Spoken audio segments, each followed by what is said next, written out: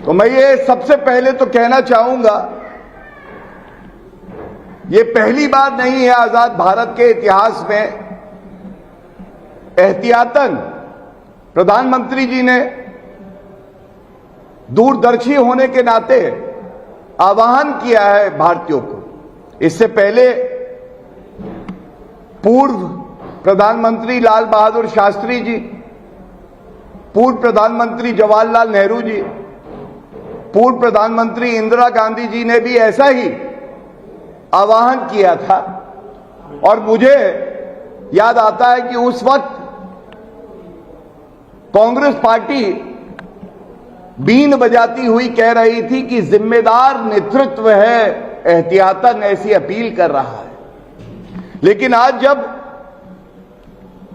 आदरणीय प्रधानमंत्री श्री नरेंद्र मोदी जी अपील करते हैं तो विपक्षी पार्टियों को चाहिए कि वो भी कंधे से कंधा मिला के देश के साथ खड़े रहें। लेकिन वो कहते हैं ये भारत की विफलता दर्शाता है।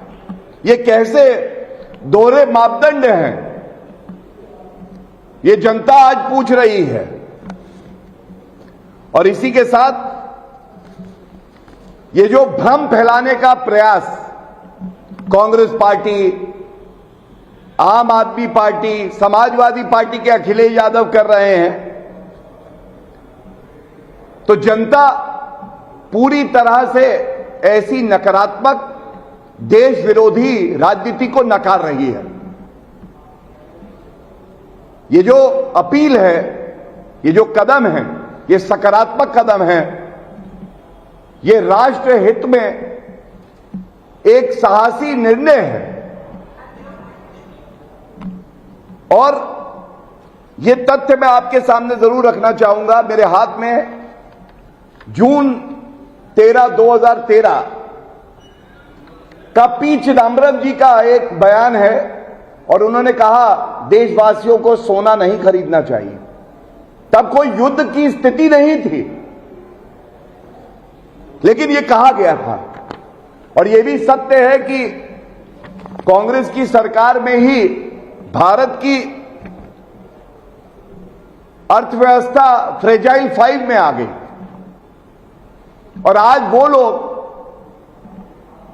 उस अर्थव्यवस्था पे उंगली उठा रहे हैं जो आज पूरे विश्व में फास्टेस्ट ग्रोइंग मेजर इकोनॉमी है।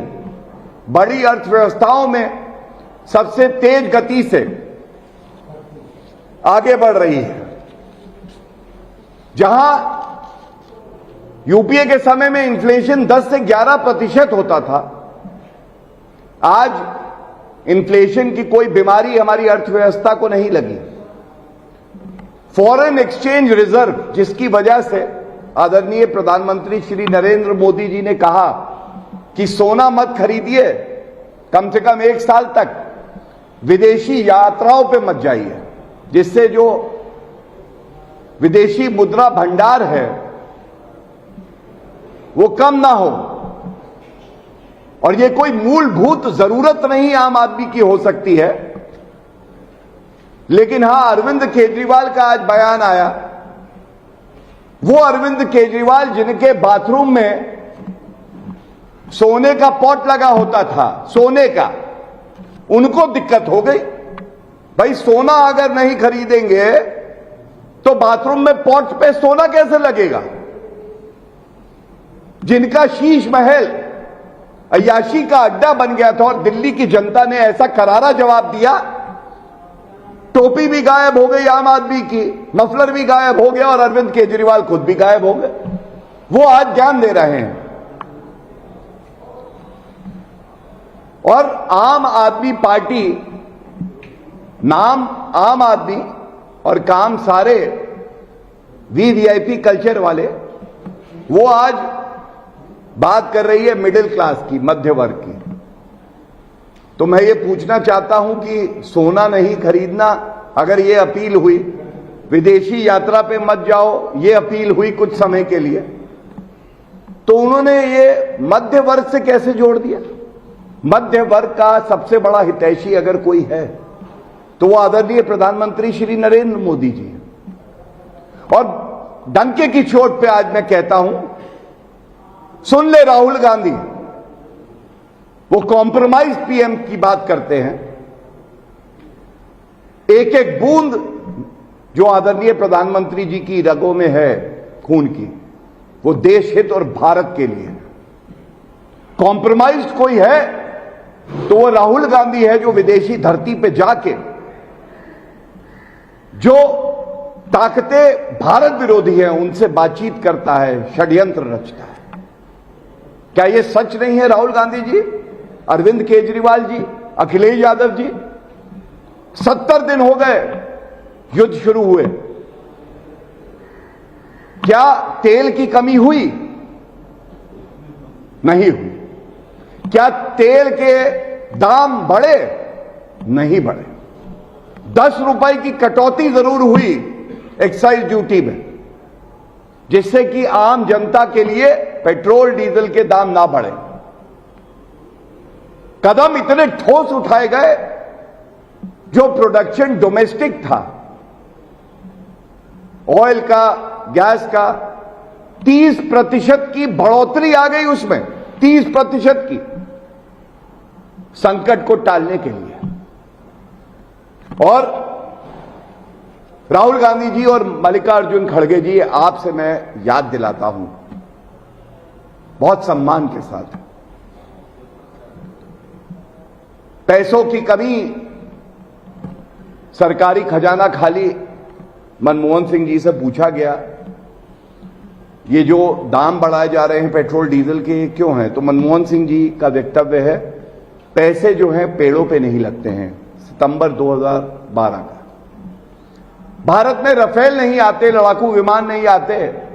2013-14 में तत्कालीन रक्षा मंत्री AK एंटनी जी से पूछा गया रफेल क्यों नहीं आए, तो उन्होंने कहा पैसे नहीं हैं खजाने में, देश की सुरक्षा के लिए पैसे नहीं थे, VVIP चॉपर के लिए पैसे थे, सोनिया गांधी और राहुल गांधी के VVIP चॉपर के इस्तेमाल के लिए, जवानों के पास बुलेट प्रूफ जैकेट नहीं थे। आज गर्व से हम कह सकते हैं हमारा विदेशी मुद्रा भंडार $750 बिलियन का था। पिछले 2 माह में जो परिस्थितियां पूरे विश्व में उत्पन्न हुई हैं उसकी वजह से उसमें कमी आई है, लेकिन अभी भी करीब करीब 700 बिलियन US का फॉरेक्स रिजर्व भारत के पास है। यह मजबूती है हमारी अर्थव्यवस्था की। और ये लोग बात करते हैं पैनिक बटन दबाएंगे, भ्रम फैलाओ, लोगों को डराओ, यही इनका मकसद है। और मैं एक आंकड़ा आपके सामने और रख दूंगा, छोटे देशों की मैं बात नहीं करूंगा, मैं बात कर रहा हूं प्रमुख जो विकसित देश है। जब से युद्ध की शुरुआत हुई है, चीन में पेट्रोल 23% महंगा हुआ है, अमेरिका में 45%, कनाडा में 30%, ऑस्ट्रेलिया में 30%, और भारत में 0। यह है भारत की ताकत, यह है आदरणीय प्रधानमंत्री जी का नेतृत्व, जो कि कह रहा है कि मैं आम आदमी पे आंच नहीं आने दूंगा। यही मेरी प्रतिबद्धता है। और इसके साथ आज ये सवाल जरूर पूछा जाएगा, 2 उदाहरण मैं देता हूं कैसे भ्रम फैलाया जाता है। कांग्रेस पार्टी ने जब गैस के सिलेंडर की पर्याप्त मात्रा भारत में उपलब्ध थी, एक 2011-12 की तस्वीर एक्सपोज पे अपने अकाउंट पे डाली। वो कांग्रेस के समय की कतारें थी और उन्होंने कहा गैस सिलेंडर खत्म होने जा रहे हैं, अपना गैस सिलेंडर जल्द से जल्द ले लीजिए, जिससे कि समाज में भय हो, पैनिक हो, डर हो, और जहां जरूरत नहीं है वहां आम नागरिक डर के ज्यादा से ज्यादा गैस सिलेंडर ले ले। जब ये बताया गया कि ये तस्वीर 2011-12 की है, वो ट्वीट डिलीट हो गया, जिसके लिए राहुल गांधी जी ने और मल्लिकार्जुन खड़गे जी ने आज तक माफी नहीं मांगी। दूसरा, आप याद करिए किस तरह से स्टेट ऑफ हॉर्मुज युद्ध की परिस्थिति है। कई देश ऐसे हैं जिनके जहाज वहां से नहीं निकल पा रहे हैं। यह हमारी कूटनीतिक ताकत है कि स्टेट ऑफ हॉर्मुज से भारत के जहाज दो भारत की तरफ आ रहे थे। कांग्रेस के नेता पवन खेड़ा, भगौड़े, आप याद करिए, भाग जाते हैं जब पुलिस ढूंढती है। उन्होंने एक ट्वीट किया, कहा कि ये जहाज जो है ये भारत नहीं आ रहे, कहीं और जा रहे हैं। अंत में वो जहाज गैस लेके भारत आ गए, वो ट्वीट डिलीट हो गया। और ऐसे कई उदाहरण हैं। कमलनाथ जी, कांग्रेस के नेता, कह रहे हैं कहीं गैस की कमी नहीं है, लेकिन भ्रम फैलाओ। यही राजनीति कांग्रेस, सपा और पापी आप का पर्याय बन चुकी है और जनता इसको पूरी तरह से नकार रही है। मैं प्रतिबद्ध हूं, हम सब भारत के नागरिक हैं और अगर भारत माता त्याग मांगती है तो हम त्याग करेंगे। ये भावना हर भारतीय के मन में आज है। प्रधानमंत्री जी ने अपील करी, ये कोई निर्देश नहीं था, कोई कानून नहीं था कि ऐसा ही होगा, लेकिन अपील थी आप घर से कार्य करिए, वर्क फ्रॉम होम। इसमें क्या कमी है? इस पर किसी का विरोध कैसे हो सकता है? दूसरा, अगले 1 साल तक सोना मत खरीदिए। खाने की वस्तु की बात नहीं हो रही। हमारे भारत के पास पर्याप्त भंडार है, किसी चीज की कमी नहीं होगी। लेकिन अगर एक अपील हुई कि 1 साल सोना मत खरीदिए, तो जो सोने का चम्मच लेके मुंह में पैदा हुए राहुल गांधी, उनको दर्द हो जाता है। उनको अच्छा नहीं लगता कि नागरिक सारे भारत के प्रधानमंत्री के अपील के साथ कैसे खड़े हैं। तीसरा, अपील करी मेट्रो और सार्वजनिक परिवहन का उपयोग करें। हमने स्वयं देखा है प्रधानमंत्री जी मेट्रो में सवारी कर रहे हैं और इसमें गलत क्या है? अरविंद केजरीवाल आज वक्तव्य दे रहे हैं, याद करिए, उन्होंने तो ऑड इवन का फॉर्मूला लगा दिया था। ऑड वाले दिन इवन गाड़ी नहीं जाएगी, इवन वाले दिन ऑड नहीं जाएगी, वो ठीक था। लेकिन ये अपील अगर करी है तो ये गलत है। दूसरी अपील, खाद्य तेल का सीमित उपयोग करें। मैं समझता हूं अनावश्यक खपत ना हो, यह सुनिश्चित करना हमारा दायित्व है, इसमें भी कुछ गलत नहीं है। प्राकृतिक खेती की तरफ ध्यान दें, जिससे कि फर्टिलाइजर्स का कम उपयोग हो। हमारा तो सपना ही यह है कि हम लोग नेचुरल फार्मिंग की तरफ जाएंगे।